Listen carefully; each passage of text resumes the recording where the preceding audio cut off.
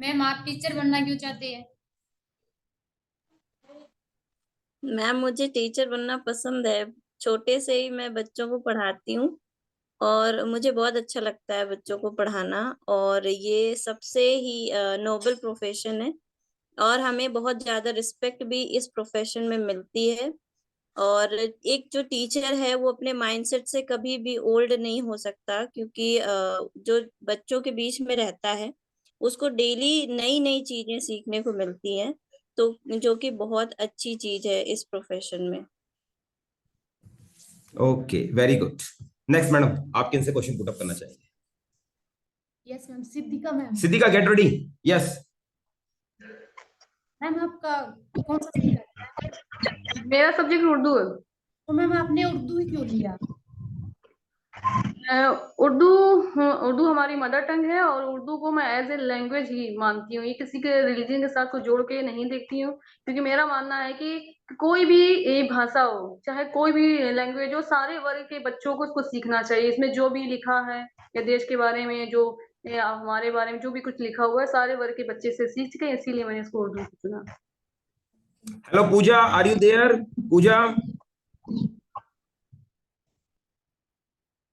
Puja is also there but she will come, might be some. Hello sir. Hello madam Puja, meet our new hello student. Sir, happy आज होली। इनका first day है। Happy Holi आपको भी। आप रोज होली खेलती रहती हो, क्या बात है। कल भी हेलो होली खेल रही थी, फ्रेंड। आज भी होली खेल रही हो। और हमारे सर बाकी कल तो स्टूडेंट्स को भी बिजी थे, होली कल खेलने भेज होली नहीं दिया खेल आपने। रहे थे।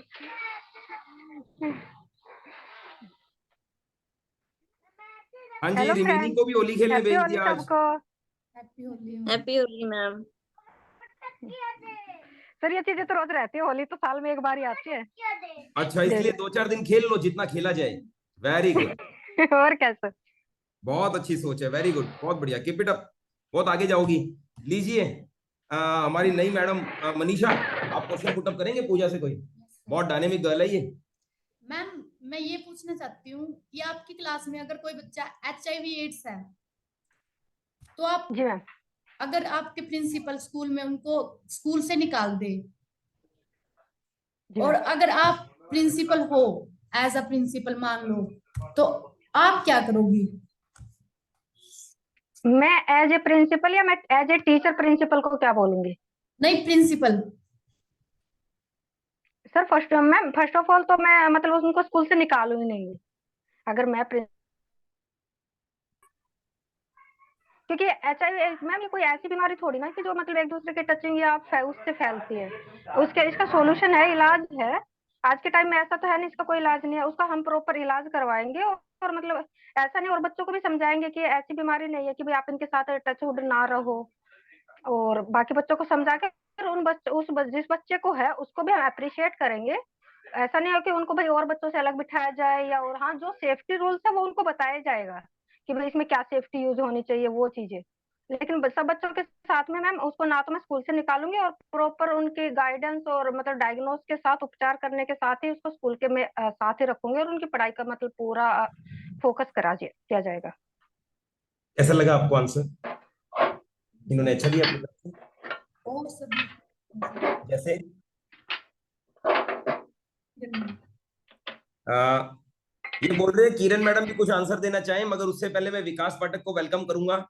विकास, मिल लो यार अपने कैंडिडेट से, अपने फ्रेंड से, सारों से। हम आपको हेलो बहुत मिस एवरीवन। कर रहे हैं। हेलो आपने हेलो आपका सर। 7 दिन हेलो का सर। कुछ एक्सपीरियंस नए हमारे साथ कैंडिडेट बहुत आए हैं क्या शानदार आज? था। सर आज कुछ नए कैंडिडेट दिख रहे हैं मुझे तो। हाँ जी, मगर कोई यार एक नया कैंडिडेट नए भी दिख रहा कैंडिडेट है। से तो मिलाएंगे, पर तुम हमें भूल गए यार। हम आपको इतना मिस कर अरे रहे हैं यहाँ। सर कल क्या है, मैं उसमें रह गया पूरा जर्नी में। हाँ, रात को हमने 2 लिंक बजे घर भेजा था, कल पहुंचा। भी भेजा था आपको लिंक। कल हाँ मैं जी, 2 बजे रात पहुंचा घर, और बाद तो फिर मैं ज्वाइन हो ही गया। बिल्कुल बिल्कुल। लीजिए, नए कैंडिडेट से मिलिए, बात कीजिए। दोनों नए कैंडिडेट है, और संदीप तो आपके फ्रेंड बन चुके थे यहाँ पर। हेलो। मोनिका भी आपकी बेस्ट हेलो फ्रेंड बन गई। एवरीवन। सभी आपके नॉन है भाई। जी जी कुछ जी। पूछना चाहेंगे या फिर? और कैसे ये किस सब्जेक्ट के हैं सर जो आज ज्वाइन किए हैं? सर मेरा फिजिकल एजुकेशन है। अच्छा फिजिकल है। अच्छा तो फिर दो लोग फिजिकल एजुकेशन के हो गए आज तो, ठीक है, हाँ अच्छी जी, बात है एक वहां और पे। एक 11। दो क्यों बोलते हो यार? एक और एक 11। और संदीप आज कैसा लग रहा है आपको? संदीप आज ग्रेट है। आज मेरा लास्ट दिन है। अरे लास्ट मत बोला करो यार, 7th डे बोला करो। आज और मेरा आज सबसे इम्पोर्टेंट डे 7th आज day। इनका क्या मिलने वाला है आपको? हाँ सर, आज तो बहुत इंपॉर्टेंट डे है, आज ब्रह्मास्त्र का दिन है ब्रह्मास्त्र मिलेगा यार, क्या बात करते हैं। जी। And happy Holi to all of you. आज हमारे यहाँ आज होली मना रहे हैं हम लोग। हैप्पी होली सर, दिख रहे हैं जब भी मुझे आ members, जाइए। यहाँ पर लिमिटेड मेंबर्स बता रहे हैं कि काफी लोग इस समय होली में एंजॉय कर रहे हैं, दिख रहा है हमें। आज बहुत अभी हम भी मेंबर कम होली है ना? एंजॉय कर रहे थे सर। अभी ओके वापस नहा धो के वापस बैठे हैं, अभी पूरा होली में रंग गए थे पूरी तरह से। ओके अभी वापस से फ्रेश होके बैठे हैं क्लास के लिए। ओके ओके, चलिए नेक्स्ट मैं चांस देता हूँ आबा को। आबा कोई क्वेश्चन पूछना चाहोगे आप किसी भी मेंबर से, किसी भी मेंबर से, इन ऑनलाइन ऑफलाइन? सर मुझे इकोनॉमिक्स का क्वेश्चन पूछना है। जी जी जी, इकोनॉमिक्स वाले मेंबर से मिलिए जी और पूछिए। सर ये बताइए G20 जो समिट हो रही है उसका क्या बेनिफिट मिलेगा इंडिया को? मैम इसके डबल बेनिफिट्स हैं। एक तो है हमारी डिप्लोमेसी के लिए और एक है हमारी इकोनॉमिक डेवलपमेंट के लिए। तो बाहर से डेलीगेट्स आते हैं और वहाँ यहाँ पे आके वो MOU साइन करते हैं इकोनॉमिक डेवलपमेंट के लिए। नई कोई प्लांट लगाना है या उनको कोई नई फैक्ट्री लगानी है तो उसके लिए इंडियन जो डिफरेंट स्टेट्स हैं वहाँ पे MOU साइन करते हैं, मेमोरेंडम ऑफ अंडरस्टैंडिंग। उसके अलावा हमारा जो एक डिप्लोमेसी होती है ये उसको भी बढ़ावा देती है। सभी देशों के साथ हमारे जो रिलेशंस हैं वो भी मजबूत होते हैं। ठीक है सर। Very good. नेक्स्ट विकास पाठक, कोई क्वेश्चन किसी मेंबर से आप पूछना चाहेंगे? Any member of your choice, unmute कीजिए। सर किरण, किरण मैडम है ये? यस यस, रेडी आबा? जी सर। आभा, आभा। तो मैडम मुझसे ये पूछना था मुझे आपसे कि बाई चांस आपका KVS NVS में, आपका NVS में या KVS में है आपका इंटरव्यू? NVS sir. NVS में। तो अगर आपके सामने एक क्वेश्चन आता है कि मैडम अगर आपको बेटर अपॉर्चुनिटी मिल गई कल को, तो आपका क्या रहेगा नजरिया इसके लिए NVS के प्रति? फिर सर मुझे ना रोलिंग स्टोन नहीं बनना है कि मैं आज इधर और कल उधर। मुझे जहाँ पे सबसे पहले जॉब मिलेगी मैं उसी को ज्वाइन करूंगी और पूरी डेडिकेशन के साथ मैं उसमें अपना मतलब 100% दूंगी। और सर बच्चों को ही तो पढ़ाना है, तो सर यहीं पे रह के क्यों नहीं, इधर उधर करने का क्या मतलब है। अच्छा ठीक है। और आजकल कुछ केसेस हो रहे हैं जैसे रेसिडेंशियल स्कूल में बच्चे सुसाइड भी कर रहे हैं, कई बहुत सारा प्रेशर हो रहा है बच्चों पे। तो इसको आप जी कैसे सर। देखते हैं, कैसे हैंडल करेंगे अगर ऐसा कोई केस ना आए हमारे इस विद्यालय में? इसके लिए क्या है सबसे आपका? पहले तो टीचर को इमोशनली अटैच होना चाहिए। और रही बात अगर हम नवोदय विद्यालय की बात करें तो वहाँ पे पेरेंट्स होते नहीं है, जो टीचर होते हैं वो एज अ पेरेंट्स बच्चों के साथ रहते हैं। तो उनको उनकी सारी मेंटेलिटी के बारे में पता होना चाहिए। अगर वो क्लास में पार्टिसिपेट नहीं कर रहे हैं, क्यों नहीं कर रहे हैं, वो पढ़ नहीं रहे हैं, क्यों नहीं पढ़ रहे हैं, कुछ तो प्रॉब्लम होगी। तो उनके उस प्रॉब्लम को समझने की कोशिश करनी चाहिए। हर एक बच्चे से इमोशनली अटैच होना चाहिए। थोड़ा उनको टाइम देना चाहिए कि वो अपने इमोशंस व्यक्त करें टीचर के सामने। और अगर अगर आप उनको ऐसा लग रहा है टीचर को कि वो बच्चा थोड़ा सा टेंस है या कुछ है, तो उनको पर्सनली बुला के उनसे पूछे, तो वो ज्यादा इम्पोर्टेंट है सर। और पूरा टाइम मिलता है टीचर को बच्चों के साथ अटैच होने के लिए नवोदय विद्यालय में, जो सबसे अच्छा एडवांटेज है इस जी स्कूल का बिल्कुल सर। ठीक, बहुत अच्छा। Yes yes, both of thank you, you sir. Anybody पूछो क्वेश्चंस। आप में से दोनों में से कौन क्वेश्चन पूछना चाहते हैं? जल्दी पूछिए, फास्ट। मेरा कंप्यूटर साइंस है सर, बता दीजिएगा जो नए लोग हैं पूछो जी। कि कंप्यूटर साइंस का अगर कुछ क्वेश्चन हो तो पूछें मुझसे। मनोज पूछो question, it's your humble duty to ask questions, तभी तो आप प्रोग्रेस करोगे। मनीषा? जैसे हार्ड डिस्क वो जैसे इनपुट और आउटपुट डिस्क होती है ना, तो जो मॉनिटर होता है वो आउटपुट या इनपुट इनमें, जैसे सर उसमें आउटपुट भी मिलता है हमें और इनपुट भी उसी में देते हैं हम, तो वो सर आउटपुट में आता है, वो इनपुट क्यों नहीं होता? देखिए मैडम, ऐसा है एक्चुअली कि इनपुट तब कहलाएगा जैसे अगर हम टच स्क्रीन उसको कह दें, मॉनिटर की बजाय अगर हम टच स्क्रीन कह दें तो बिल्कुल इनपुट में आ जाएगा। इनपुट एक्चुअली हम मॉनिटर से नहीं दे रहे हैं, हम इनपुट दे रहे हैं कीबोर्ड या माउस से। मॉनिटर में दिखता जरूर है, but basically you are giving the input with the help of keyboard और माउस। तो कीबोर्ड और माउस इनपुट में आएगा, जबकि मॉनिटर सिर्फ और सिर्फ उसे डिस्प्ले कर रहा है। सपोज करें मॉनिटर नहीं है मेरे पास, बट मैंने प्रोजेक्टर लगा दिया या टीवी लगा दी, तो भी मैं कीबोर्ड का आउटपुट वहां देख सकता हूँ। तो they are only output device, जिसमें हमें सिर्फ ये पता चलता है कि क्या हो रहा है ना सीपीयू में, इसलिए इसको आउटपुट डिवाइस कहते हैं। बस इतना सा कारण है। बट अगर मॉनिटर की बजाय कोई ये बोले टच स्क्रीन है, आप टच स्क्रीन यूज कर रहे हैं, तो फिर हम कहेंगे sir it is input device as well as output device also. Very good question, बहुत अच्छा क्वेश्चन था, शाबाश। Yes Monica, Sandeep, anybody? yes. मेरा कॉमर्स से क्वेश्चन है कि टाइम डिपॉजिट और डिमांड ड्राफ्ट में क्या क्या होते हैं, ये दोनों चीज क्या होते हैं? टाइम डिपॉजिट और डिमांड डिपॉजिट सर। हाँ जी, हाँ जी। सर टाइम डिपॉजिट दो पार्ट में होता है, एक फिक्स डिपॉजिट होता है, एक रिकरिंग डिपॉजिट होता है। और sir demand deposit saving account और करंट अकाउंट होता है। तो सर सेविंग अकाउंट में क्या है, जैसे कि आम आदमी हम लोग सेविंग अकाउंट ही ओपन कराते हैं, जिसमें जो नंबर ऑफ ट्रांजेक्शन है वो लिमिटेड होते हैं। But in current account number of transaction unlimited होते हैं। करंट अकाउंट में कोई भी इंटरेस्ट रेट नहीं मिलता है, बट सेविंग अकाउंट में एक पर्टिकुलर इंटरेस्ट रेट मिलता है, जो कि बैंक खुद डिसाइड करती है, और आरबीआई उसको 4% से 6% के बीच में बताती है।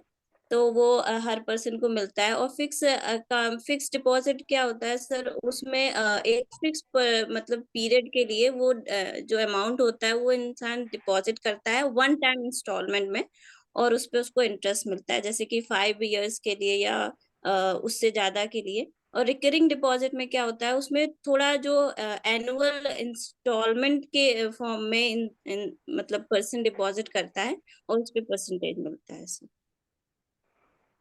संदीप, मेरा एक सवाल आपसे रहेगा हाँ जी सर।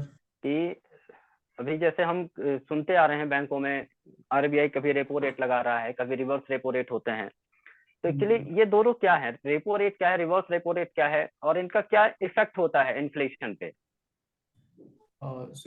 रेपो रेट ये कॉमर्स का है, मैं चाहूंगा कि मैम जवाब दें। अच्छा अब आप अच्छा, कॉमर्स का, तो कॉमर्स वाले टीचर्स बता दें। तो ये इकोनॉमिक्स का ही अच्छा, इकोनॉमिक्स का आप है। सर क्या होता है कि बेसिकली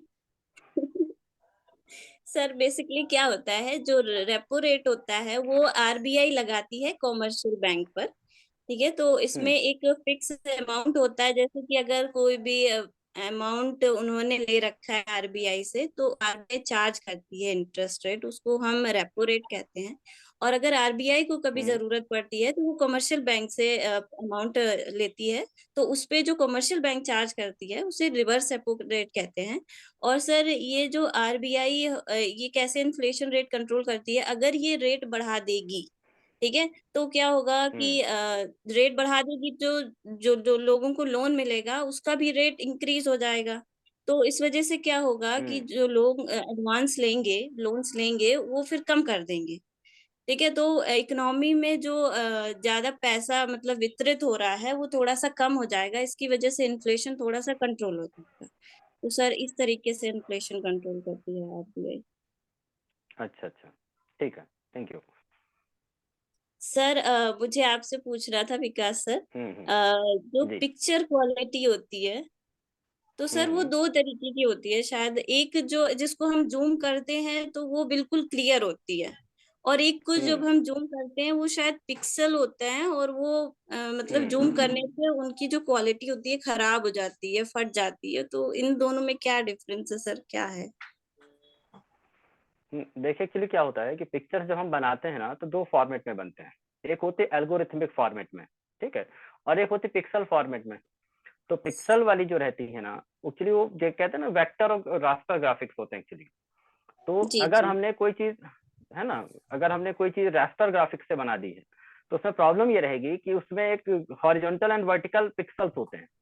अब सपोज करें कि हमने कोई फिल्म बनाई, 200 पिक्सल उसमें यूज किया हुआ है। अब मेरा मॉनिटर बड़ा है, मॉनिटर में 1000 पिक्सल है, तो जब मैं उसको बड़े मॉनिटर पे करूंगा, पिक्सल थोड़ा दूर दूर खिंच जाएंगे, तो वो फेडेड हो जाएगी।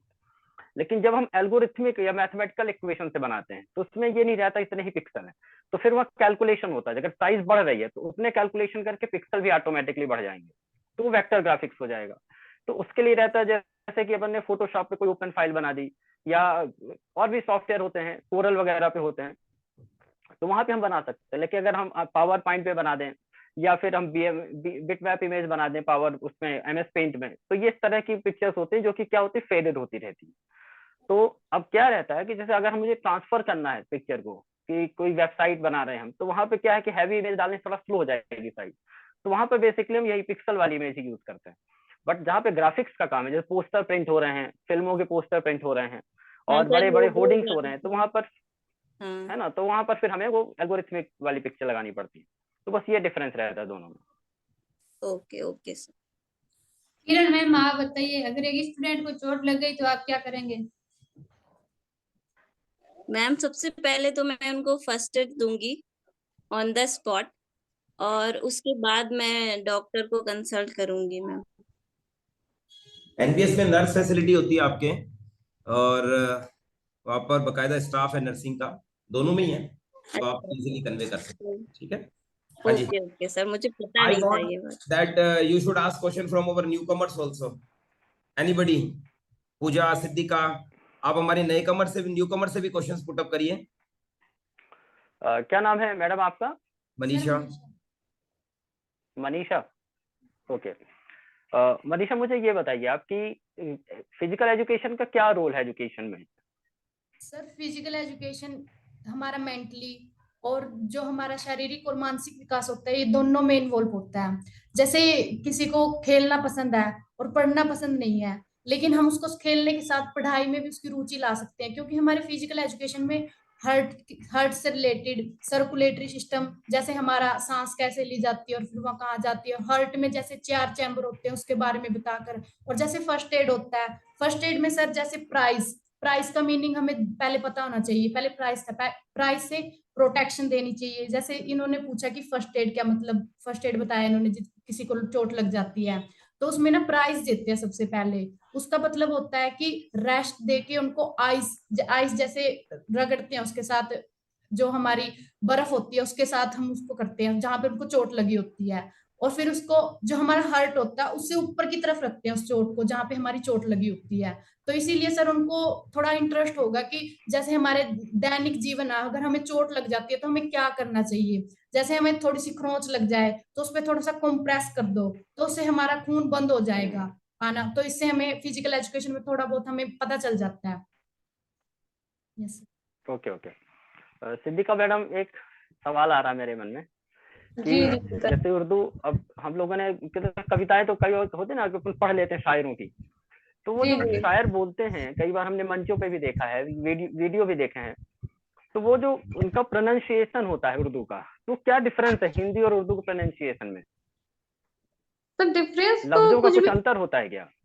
नहीं नहीं, डिफरेंस कुछ भी नहीं होता उसके प्रोनाउंसिएशन में। और एक ये है कि अगर उर्दू, अभी जैसे हमारी उर्दू लैंग्वेज है वो भी हिंदी से मिलकर बनी है, और हिंदी है तो उसमें भी उर्दू के ही शब्द आ जाते हैं।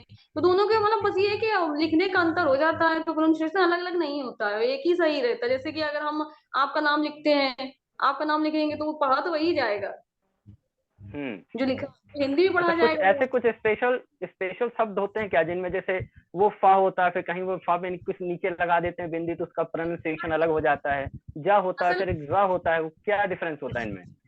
ये फारसी की होती है जिसमें वो नुक्ता लगा होता है, जा और फा, ये हम्म। फारसी के होते हैं, उर्दू की नहीं है ये। उर्दू में भी फारसी से ही लिए गए हैं। अच्छा, तो फारसी अलग है, उर्दू अलग है, ये कहना चाह रहे हैं आप? जी जी, फारसी जुबान हमारी अलग है और उर्दू अलग। उर्दू एक खिचड़ी है, जैसे कि हिंदी हिंदी में मिक्स कर दिया गया है, वैसे ही उर्दू भी एक खिचड़ी है। उर्दू में आपकी फारसी है, तुर्की है, अरबी है, हिंदी है, इंग्लिश भी आ जाती है। अच्छा, तो उर्दू लिखने के लिए जो अपन लिपि यूज करते हैं वो कौन सी होती है? जैसे हिंदी में हम लोग गुरुमुखी होगा या फिर देवनागरी लिपि हुई, तो उर्दू के लिए कौन सी लिपि कहलाती है? उर्दू में वैसे लिपि जो होती है दी गई है उर्दू में, दो तरह की दी गई है, एक उर्दू नस्क है और उर्दू एक नस्ताली की, जो एक दिन मैम बता रही थी, नस्ताली। लेकिन अगर पूछा जाता है कि उर्दू किस लिपि में लिखी जाती है, तो वो कहा जाता है अरबी फारसी लिपि में। अब वैसे हिंदी में कहा गया, वैसे लिपियां कहा गई, दो तरह की लिपियां होती है, एक ब्राह्मी लिपि और एक खरोष्टी लिपि। तो ब्राह्मी लिपि में हिंदी हम्म। लिखी जाती है, खरोष्टी लिपि में उर्दू लिखी जाती है। अच्छा, कल का एक डेमो है आपका, देख रहा था शायद, उसमें यूट्यूब पे डाला हुआ था, उसमें शॉर्ट में सर ने डाला था, तो आप जब लिख रही थी उसको शायद आप राइट टू लेफ्ट लिख रही थी, तो ऐसे ही लिखी जाती है क्या उर्दू? हाँ, यही तो है। ब्राह्मी लिपि जो होती है वो बाएं से दाएं लिखी हम्म। जाती है और दाएं से बाएं लिखी जाती है। अच्छा, तो उसको आप दाएं से बाएं लिखते हैं? जी जी जी अच्छा, डेट भी वैसे ही लिख रही थी आप, दाएं से बाएं? जी जी जी, हाँ वैसे ही लिखी जाएगी वो। पूजा, you want to ask any हाँ, बस question? पूजा, मनोज मैम, आप हमें ये बताइए, मतलब कोई फिजिकल एजुकेशन का बच्चा है और उनके मतलब फैमिली वालों ने ज्यादा जबरदस्ती उनको फिजिकल एजुकेशन दिलवाया, उसका कोई इंटरेस्ट नहीं था उसमें, तो आप उसको कैसे इंटरेस्टेड बनाओगे उसके लिए? फिजिकल एजुकेशन को मैं पहले तो उसकी रुचि चेक करूंगी कि उसकी रुचि किस में है। उसकी रुचि है ही नहीं मैम, लेकिन मतलब फैमिली वालों के दबाव में आके उसने फिजिकल एजुकेशन ले लिया, कि घर वालों ने बोला और उसने ले लिया। खेल के प्रति मोटिवेट करूंगी जी मैम। और उसकी रुचि खेल के प्रति बढ़ाऊंगी। just one question regarding Manisha ma'am आप पूजा से दे नहीं सकते हैं पूछना इसका आंसर? हिस्ट्री का, पहले मैडम को पूछ लेने दो, उसके बाद आप हिस्ट्री का क्वेश्चन पूछना पूजा मैडम से। यस पूजा कंटिन्यू, मनीषा से क्वेश्चन पुट अप कर सकते हैं आप लोग दोनों से, मैम मनीषा मैम कुछ ऐड करना चाहे तो सर करोगे ऐड कुछ? इसमें? यस मैम, जैसे और सब्जेक्ट में तो एक पीरियड होता है, जैसे जो भी हिस्ट्री हो गया फिजिकल में, लेकिन दो पीरियड होता है, जैसे एक फिजिकल एक्टिविटी के लिए और एक स्टडी के लिए। जैसे हम पहले फिजिकल एक्टिविटी करवाएंगे उसको, तो उससे वो थोड़ा सा ये करेगा कि मेरे को पढ़ना है। हम ना एक काम को ज्यादा देर तक नहीं कर सकते, लेकिन हम अगर खेल लेंगे और फिर बाद में पढ़ेंगे तो उसको पता लगेगा हाँ अब थोड़ा बहुत पढ़ना चाहिए। तो उसमें पढ़ाई भी है और खेलना भी है, दोनों इंक्लूड हो जाते हैं। तो वो थोड़ा बहुत तो इंटरेस्ट करेगा, उसमें जी आ जाएगा, उसको 10-15 दिन में अपने आप ले लेगा वो फिजिकल एजुकेशन। जी ma'am. Yes, Mr. Anybody can ask question regarding history. Ma'am History. Pooja ma'am, जी मैम। मैम रजिया सुल्तान के बारे में बताइए थोड़ा सा। रजिया सुल्तान? हाँ। रजिया सुल्तान इल्तुमिश की पुत्री थी। ये गुलाम वंश से स्टार्ट होता है।